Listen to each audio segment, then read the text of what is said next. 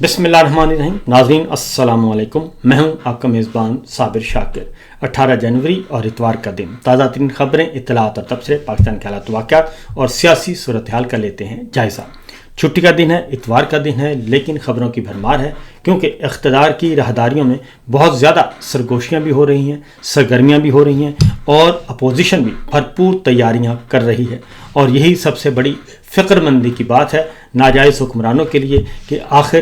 8 فروری کا پلان کیا ہے، کیونکہ ابھی تک کہیں سے کوئی بات ڈسکلوز نہیں ہوئی کہ تفصیلی پلان کے بارے میں پتہ چلے کہ 8 فروری کو متحدہ اپوزیشن جماعتیں اور خاص طور پہ پاکستان تحریک انصاف کیا کرنے والی ہے. کیونکہ تحریک تحفظ آئین پاکستان کی مرکزی قیادت جو ہے وہ ملک کے مختلف حصوں میں جا رہی ہے اور رابطہ عوام مہم اور جو مقامی لیڈرشپ ہے، مقامی سیاسی جماعتیں ہیں، مقامی پریشر گروپس ہیں، ان کے ساتھ رابطے کر رہی ہے، وکلاء کے ساتھ رابطے کر رہی ہے، تاجر اور کاروباری برادری کے ساتھ رابطے کر رہی ہے، طلبہ کے ساتھ رابطے ہو رہے ہیں اور کسانوں کے ساتھ رابطے ہو رہے ہیں. اور بھرپور طریقے سے کوشش کی جا رہی ہے کہ 8 فروری 2026 کا دن جو ہے اس دن عالمی سطح پہ ایک بھرپور پیغام جانا چاہیے پاکستان کے عوام کی طرف سے کہ پاکستان کے عوام کیا سوچ رہے ہیں اور جو مغربی طاقتیں ہیں جو اس ناجائز حکومت کو، ناجائز حکمرانوں کو سپورٹ کر رہی ہیں، اس کے باوجود کہ انسانی حقوق پامال ہو رہے ہیں، جمہوریت کا قتل کیا جا رہا ہے، آئین توڑ دیا گیا ہے، تو اس کے باوجود ان کو سپورٹ کیا جا رہا ہے. تو ان کو بھی اقتدار کے عالمی ایوان جو ہیں ان کو بھی ان کے دستک دی جائے اور انسانی حقوق کی تنظیموں کو، جمہوریت کی محافظ تنظیموں کو بھی بتایا جائے کہ سب اچھا نہیں ہے. اس لیے ان کا جو دوہرا معیار ہے، یہ دوہرا معیار پاکستان کے معاملے میں ترک ہونا چاہیے اور ڈکٹیٹرشپ اور فرعونیت اور فسطائیت کو سپورٹ نہیں کرنا چاہیے. خبر یہ ہے پہلی، کیونکہ حالات و واقعات مسلسل خراب ہیں. 2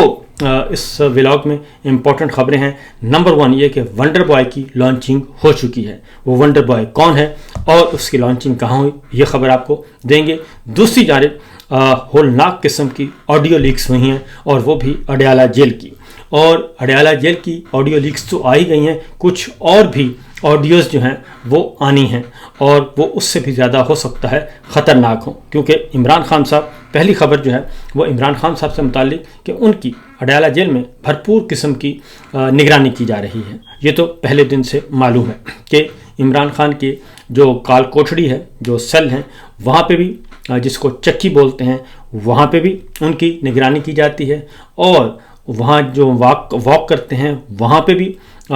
کیمرز لگے ہوئے ہیں اور حساس ترین آلات، تاکہ وہ سانس بھی لیں اور اگر وہ بڑبڑائیں بھی اور بڑبڑا کر بھی کوئی بات کریں تو وہ بھی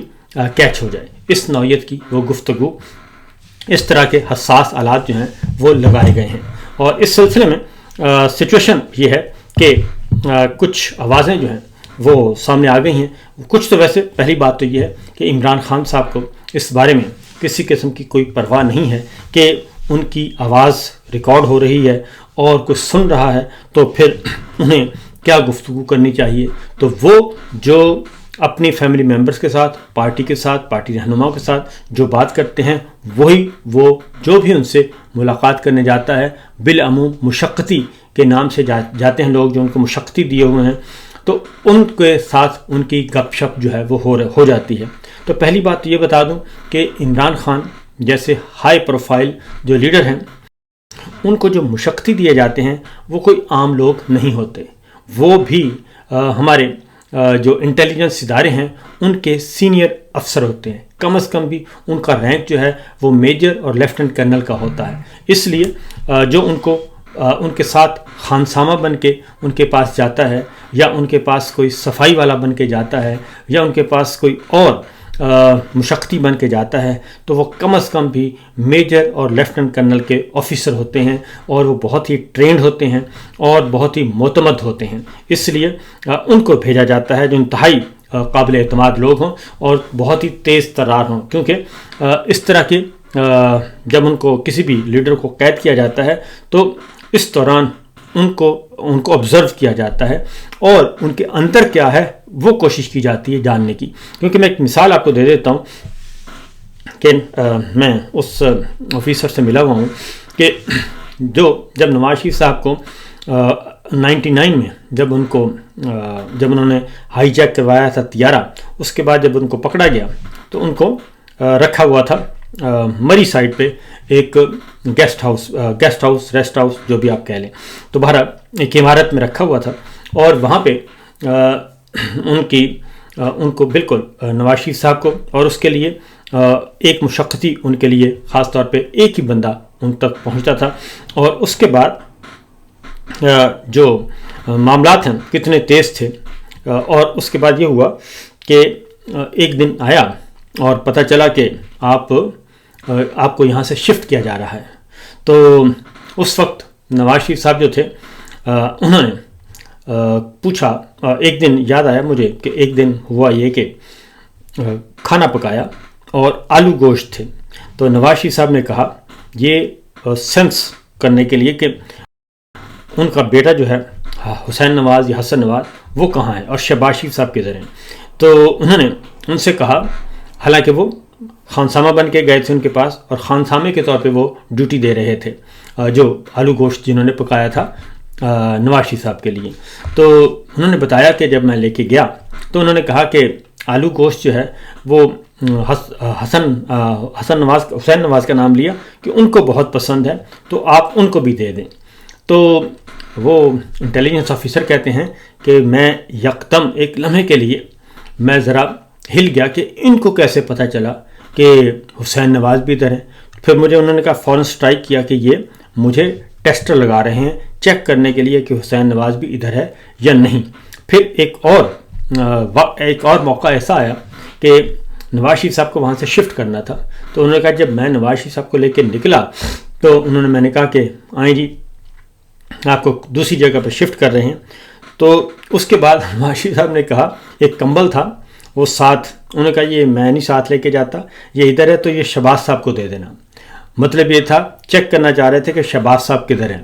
تو یہ اس طریقے سے بھی معاملات ہوتے ہیں. تو ابھی بھی جو عمران خان صاحب کے پاس جو سٹاف ہے وہ کسی بھی صورت میں کوئی عام سٹاف نہیں ہے، اور جتنی بھی ڈیوٹیاں لگائی جاتی ہیں وہ خواہ کوئی کسی بھی شکل میں مشقتی ہے تو وہ جو بھی ہے وہ سینئر آفیسر ہوتا ہے اور وہ چیزیں آبزرو کر رہا ہوتا ہے. اس لیے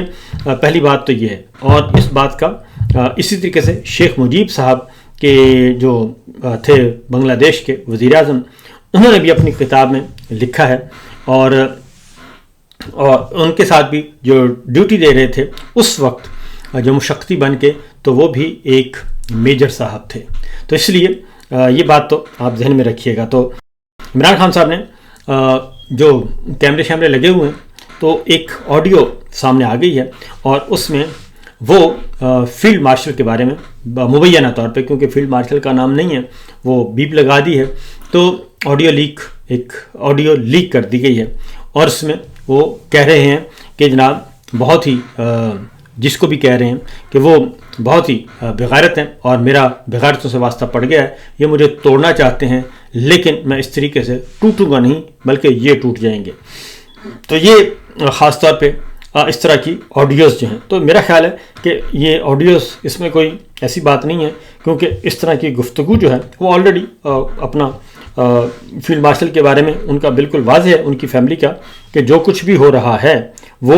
اس کے ذمہ دار جو ہیں وہ فیلڈ مارشل ہی ہیں اور ان کی وجہ سے ہو رہا ہے. دوسری جانب ایک اور بات میں آپ کو بتاؤں کہ کل پرسوں قومی اسمبلی کا اجلاس تھا، اور قومی اسمبلی کے اجلاس میں ایاز صادق صاحب نے کہا کہ جناب میرے نام پہ مجھے میسج آیا، کسی نے میری آواز میں میسج کیا کسی کو کہ مجھے پیسے چاہیے اور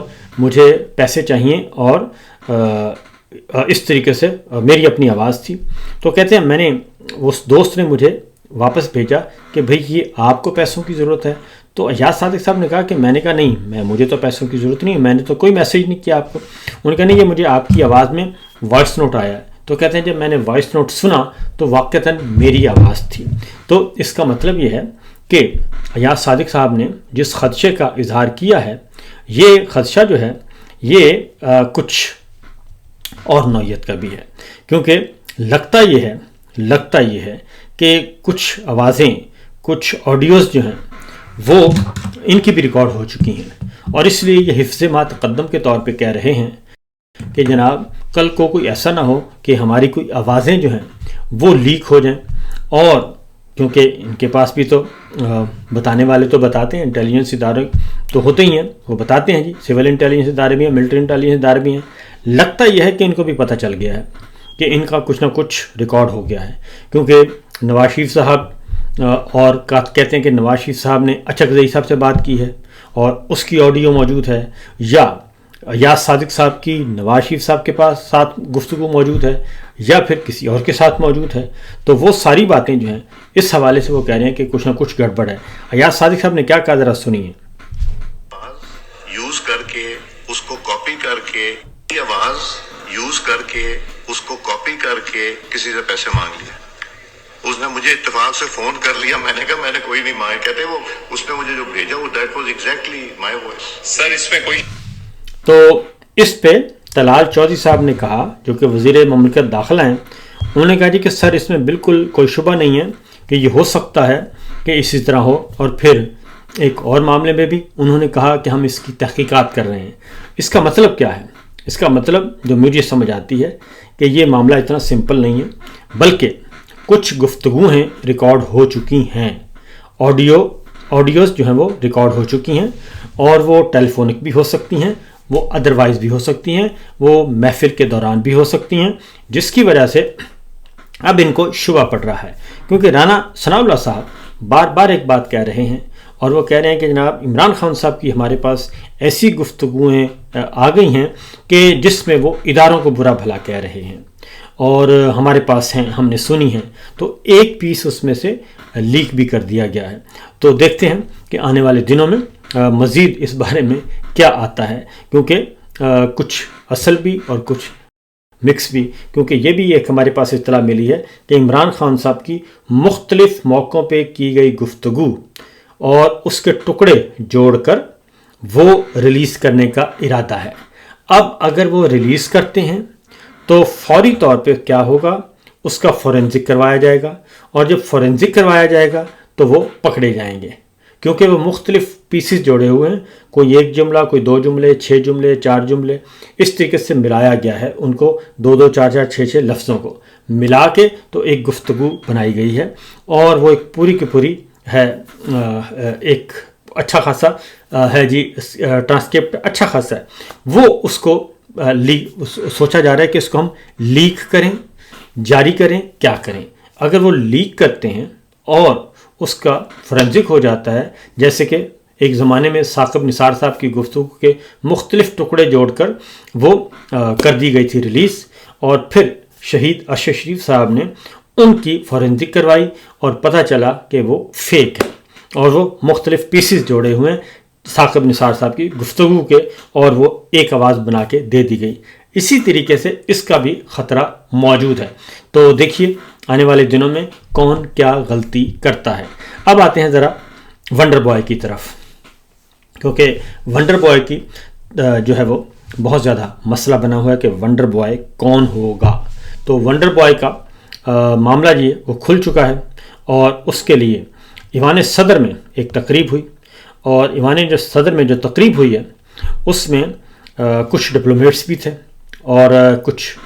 صحافی بھی تھے، سینئر اور جونیئر، وہ صحافی بھی تھے لائک مائنڈڈ، اور اس میں کچھ اور لوگ بھی تھے۔ وہاں پہ بلاول بھٹو نے پریزنٹیشن دی ہے، اور بلاول بھٹو صاحب نے جس طریقے سے پریزنٹیشن دی ہے اور جس طریقے سے انہوں نے پاکستان کی مجموعی صورتحال کے بارے میں بات کی ہے، ایسے لگ رہا تھا، جو واقفان حال ہیں جو وہاں موجود تھے وہ کہتے ہیں کہ ایسے لگ رہا تھا کہ جیسے بلاول بھٹو جو ہیں وہ باقاعدہ طور پہ آنے والے دنوں کے لیے اپنی ایک پالیسی دے رہے ہیں کہ ان کی گورنمنٹ کی پالیسی کیا ہوگی، یا ان کا ویژن معیشت کے بارے میں کیا ہے، سیکورٹی کے بارے میں کیا ہے، ریجن کے بارے میں کیا ہے۔ اور بلاول بھٹو صاحب نے مکمل طور پر ایک پورا وہاں پہ ایک مفصل بریف کیا، اور اس کو اپریشیٹ کیا گیا، اور جس کے بعد اور پھر بھی ویسے بھی ان کی باڈی لینگویج بھی وہ ایسی ہی تھی کہ جیسے وہ کوئی ان کو اہم ذمہ داری دی جا رہی ہے یا ان کی نیٹ پریکٹس کروائی جا رہی ہے۔ تو ایسے وقت میں کہ جب آل شریف جو ہے وہ ایک نوجوان کی شادی کی تقریب میں مصروف ہیں، اور ان کی شادی کے جو چرچے ہیں، تصویریں ہیں، سب کے سب وہ تصویریں اور اس تقریبات کی جتنی بھی ویڈیوز ہیں وہ منظر عام پہ آ چکی ہیں، اور ان پر مختلف قسم کے تبصرے بھی ہو رہے ہیں، اور کوئی لباس پہ کر رہا ہے، کوئی پریزنٹیشن پہ کر رہا ہے، کوئی میک اپ پہ کر رہا ہے، کوئی مختلف قسم کی جو سرجریز کروائی گئی ہیں اس پہ کر رہا ہے، مختلف تبصرے ہو رہے ہیں۔ تو خیر یہ ان کا ایک نجی معاملہ ہے اور ایک شادی کی تقریب ہے، اور اس لیے کیونکہ وہ پبلک فگر ہیں، اور اس لیے تمام کے تمام جو ہے سوشل میڈیا، ڈیجیٹل میڈیا پہ ہر کوئی اپنے اپنے انداز میں گفتگو کر رہا ہے۔ تو ایک وقت میں جب آل شریف اپنے نوجوان اور نواز شریف صاحب اپنی تیسری نسل کے کی شادی میں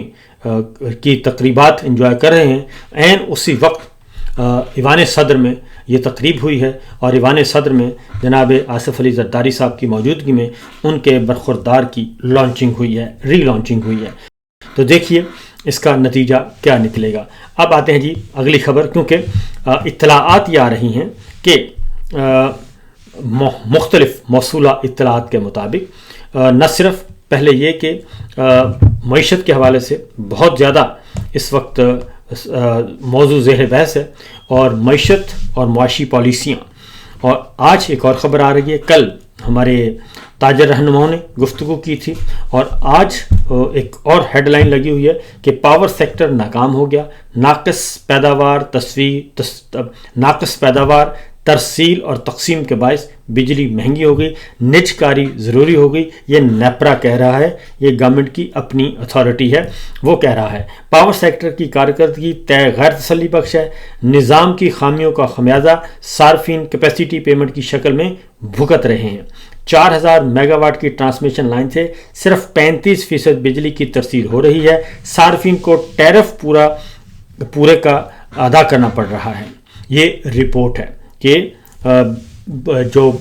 عوام ہے وہ پیسے پورے دے رہے ہیں، بل پورا دے رہے ہیں، لیکن 4000 میگا واٹ کی جو ہے وہ شارٹ فال آ رہا ہے، اور اس لیے وہ کہتے ہیں کہ بہتر ہے کہ اس کو کر دیا جائے، اس کو پرائیویٹائز کر دیا جائے، نجکاری کر دی جائے۔ دوسری جانب ہمارے سامنے یہ سر توڑ کوششیں کی جا رہی ہیں کہ کسی بھی طریقے سے جناب موجودہ حکومت جو ہے